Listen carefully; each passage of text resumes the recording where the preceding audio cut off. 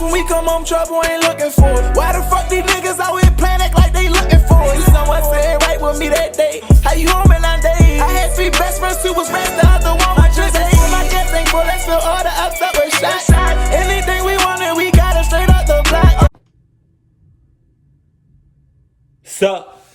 No. The man standing in front of the door. I was only 9 at the time, and we had just moved to a better location.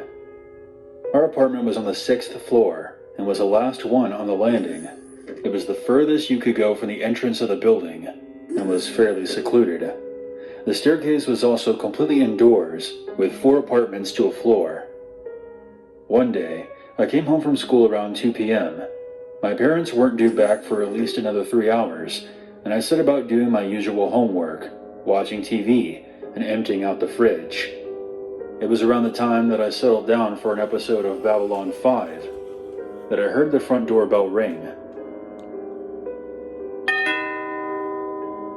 This was very odd, as my parents both had their keys, and no one else usually visited around this time of day. So why the hell you getting up then?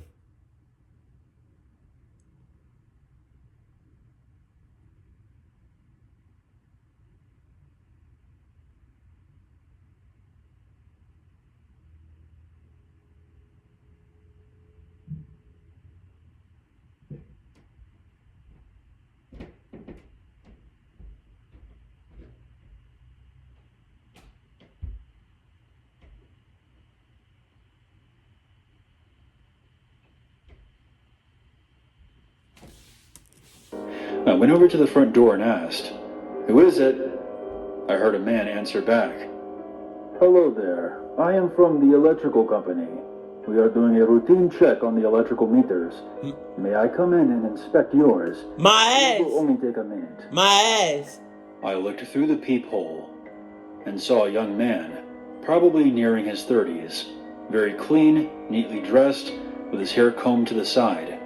He held a clipboard in his hand with some papers attached. I was about to twist open the lock when something caught my eye. Because of the fisheye view I had on the landing, I could also see a little extra to the sides, on my left and the man's right.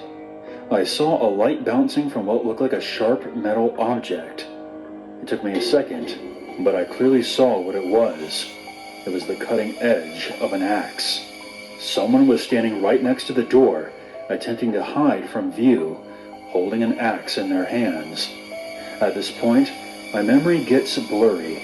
I remember stepping away from the door and creeping into my room, which was the furthest in the hallway. I closed my door and didn't come back out until my parents got back. The bell kept ringing for a few more minutes, and then it finally fell silent. I never told anyone about it until now.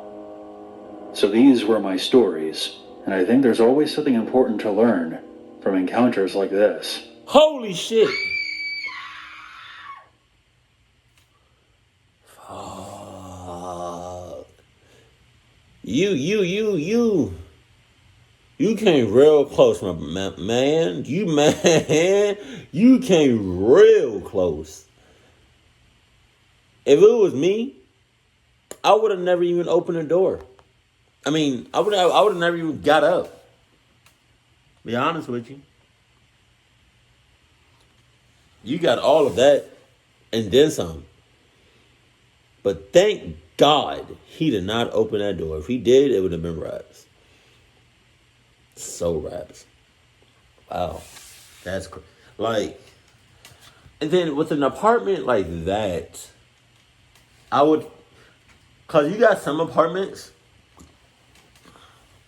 that have like, if they're bougie enough, you have some apartments that like at the first floor they have like a front desk. I don't think that's what that was. I don't know. It may have been a club apartment, but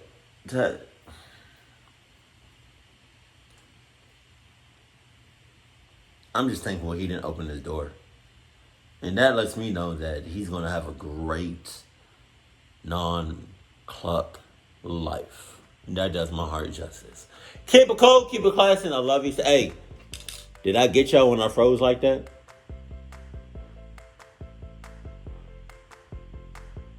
Keep it cool, keep it classy, and I love you. Stay happy. My family.